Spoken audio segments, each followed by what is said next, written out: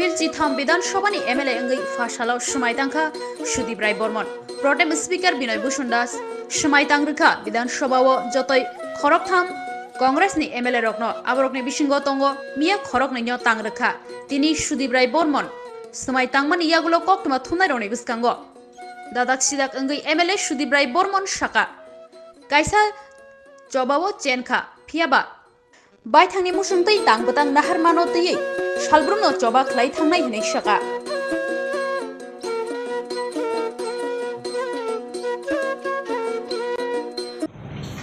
The battle is lost. The war against BJP goes on. একটা লড়াই আমরা হেরেছি ঠিকই, কিন্তু স্বৈরাচারী ব্যবস্থাপনার বিরুদ্ধে লড়াই আমাদের জারি থাকবে। কেন হারলাম? রেজাল্ট,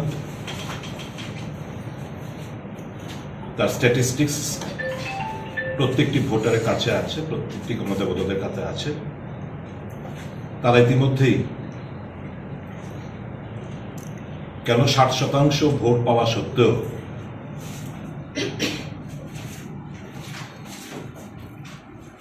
ক্ষমতা অদলবদল হলো না, স্ট্যাটিস্টিক্স এবং রেজাল্টই বলে দিচ্ছে। ত্রিপুরার ইতিহাসে টেরিটোরিয়াল কাউন্সিল পুনরাজ্যর মর্যাদা পাওয়ার পর যতগুলো নির্বাচন হয়েছে 38.97% নিয়ে কোনো দল সরকার গঠন করেননি।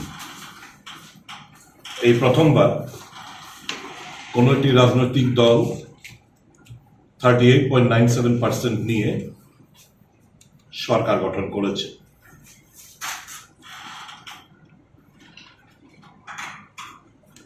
ইতিপূর্বে যখন কংগ্রেস জোট লড়াই করেছিল বামপন্থীদের বিরুদ্ধে, আমাদের ভোট শেয়ার 46% থাকা সত্ত্বেও আমরা কখনো 10টা, কখনো 11টা, কখনো 19টা আসন আমরা জয়লাভ করি।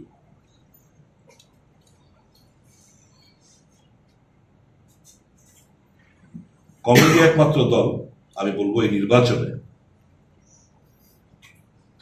মানুষের এই 60% মানুষের ভাবাবেগকে সম্মান দেওয়ার জন্য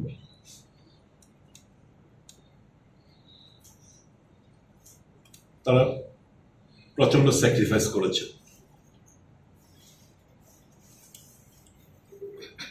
কারণ তাদের একটি লক্ষ্য ছিল এই স্বৈরাচারী ব্যবস্থাপনার রীতিটা। অনেক রাজনৈতিক দল কিংবা ইন্ডিভিজুয়াল ভিন্ন মত থাকতে পারে, এজেন্ডা থাকতে পারে। কেউ এজেন্ডা হয়তোবা ছিল একাই সরকার গঠন করে নেব, কেউ এজেন্ডা হয়তোবা ছিল কিং মেকারের ভূমিকা অবতীর্ণ হোক। যখন কোনো মহৎ কাজে কোনো এজেন্ডা থাকে তখন সেই মহৎ কাজটা সিদ্ধি করা যায় না।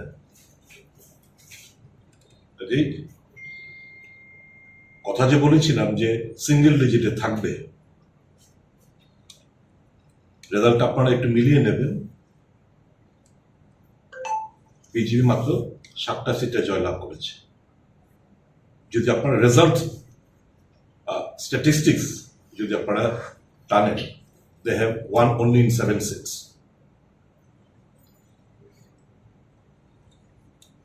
অধিকাংশ সিটে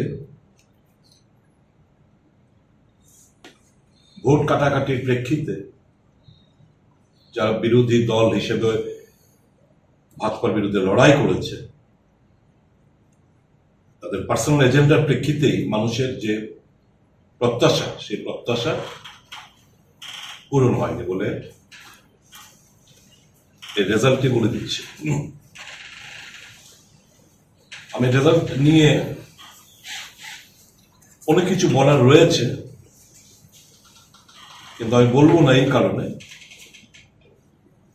যেহেতু যুদ্ধটা হেরে গেছি, এটাকে রিওয়াইন্ড করা যাবে না। গত মাসের অর্থাৎ ফেব্রুয়ারি মাসের 16 তারিখের আগার পজিশনে নিয়ে যাওয়া যাবে না।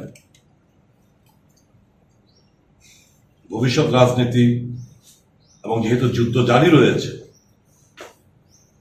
ভবিষ্যৎ রাজনীতির জন্য অনেক সত্য কথা এই মুহূর্তে না বলাই উচিত বলে মনে করি।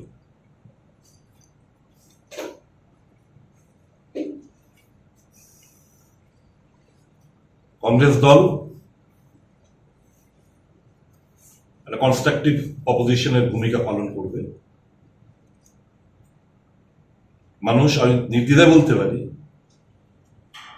মানুষ এই সমঝোতাটাকে খুব স্বল্প সময়ের মধ্যে হলেও এই সমঝোতাটাকে, সিট অ্যাডজাস্টমেন্টটাকে মেনে নিয়েছে।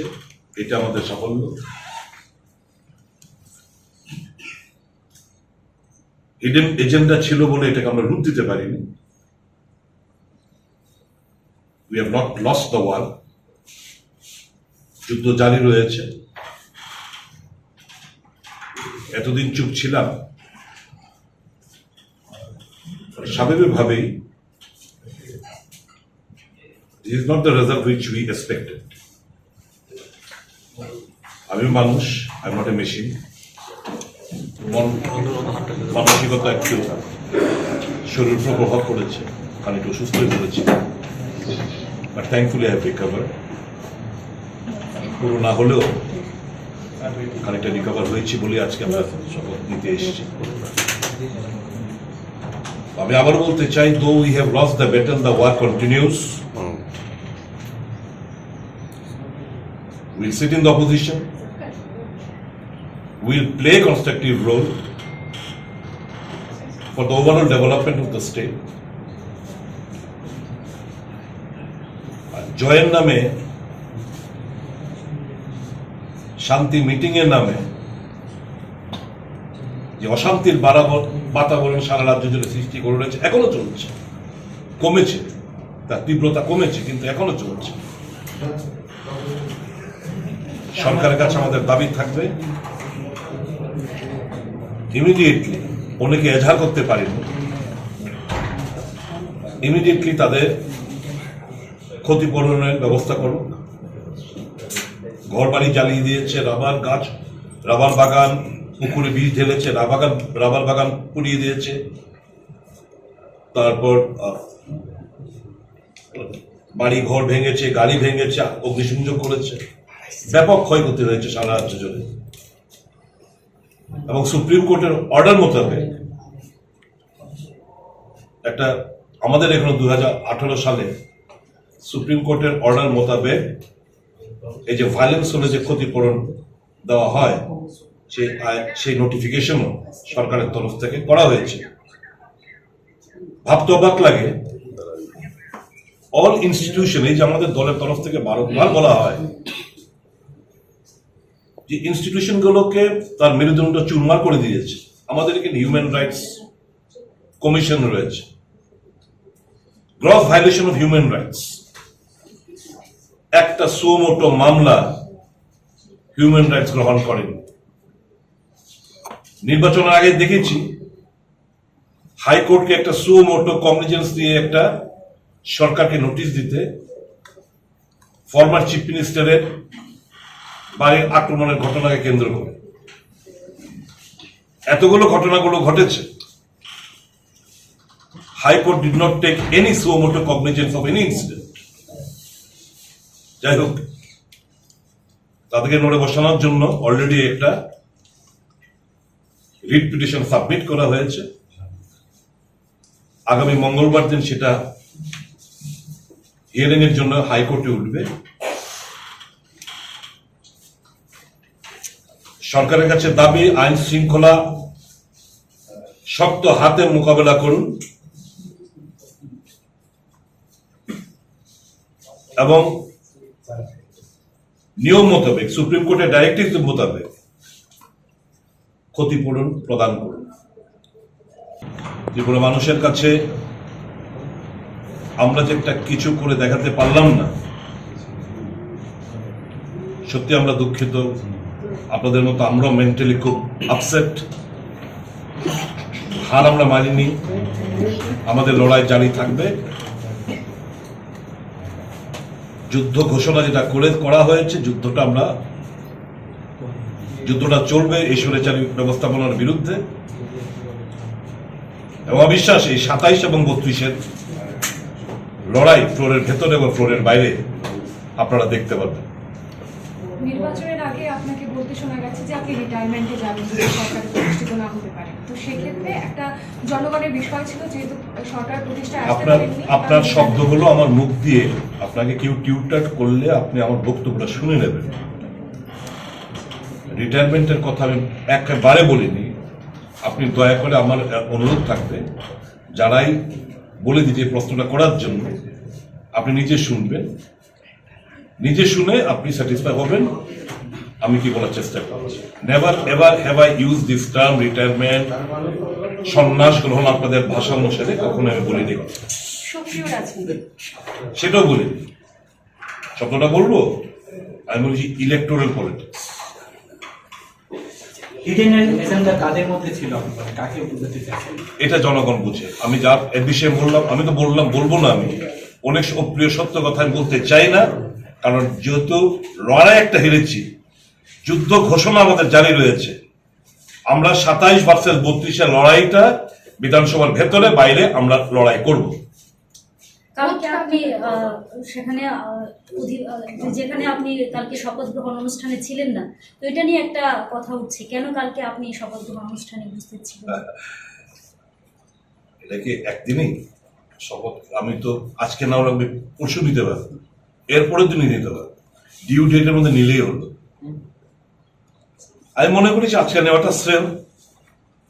ইট ইজ মাই প্রেরোগেটিভ, দলের কোনো সিদ্ধান্ত নয়। কারণ আমার দলের দুজন গতকাল এসেছিলেন, তাই মনে করলাম আজকে নেওয়াটা আমার পক্ষে ভালো হবে।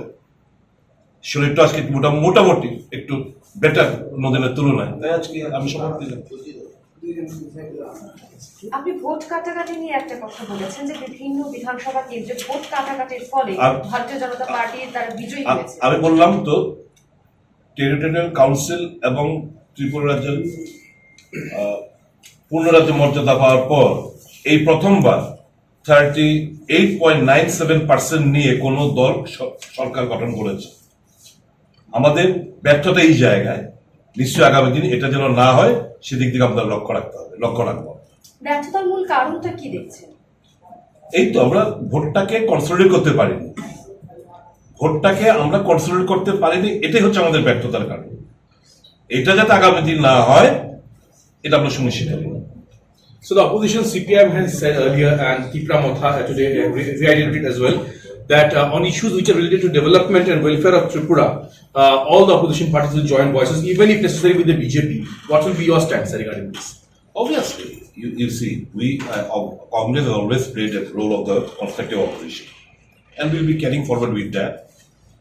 Wherever attention needs to be drawn towards the government for their lacunas, we'll be doing that. Constructive criticism for amendment for wrongdoings, we'll be bringing it to their knowledge, and we'll be playing obviously that role. We have lost the battle, but the war still goes on. So you said the politics of 27 and 32 or so and so will be seen in the assembly. Absolutely. So basically, will all the opposition parties be coming together on the same platform to raise voices together? Why not? We have already stood for the welfare of the people. So did the CPM, so did Tipra Motha, and so did Congress. We all will join hands for making Tripura stronger. Ek Tripura says to Tripura, not only in just dialogue, but it should happen. We'll ensure that. I believe I have answered all the questions, all the gossips that were in social media and electronic media.